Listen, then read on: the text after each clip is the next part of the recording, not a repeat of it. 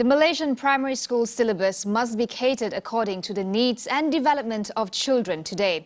On World International Education Day, we speak to Teach for Malaysia's Seng about rethinking the school curriculum to simplify learning for children. In terms of the amount of content that we pack into the curriculum in Malaysia, we do pack a lot of content into the curriculum.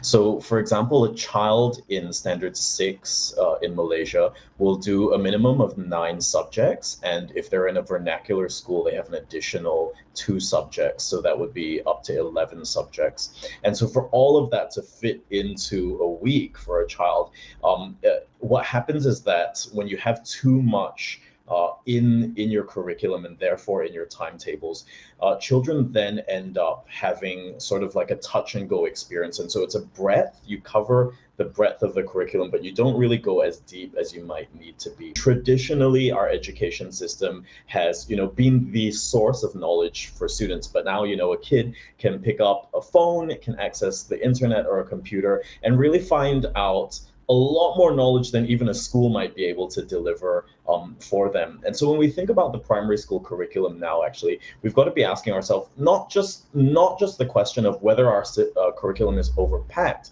but is it designed in a way that it meets the needs of kids today in order to set them up for the future that they're going to step out of school into.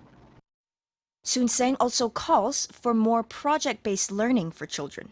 A lot of primary school learning structures is that it's actually thematically based, or in Finland they call it phenomenon-based learning, where students look at a topic and over a course of weeks they explore this one particular topic. So let's say natural life, right? So let's say exploring animals, exploring the natural kingdom, the animal kingdom, plants and stuff like that.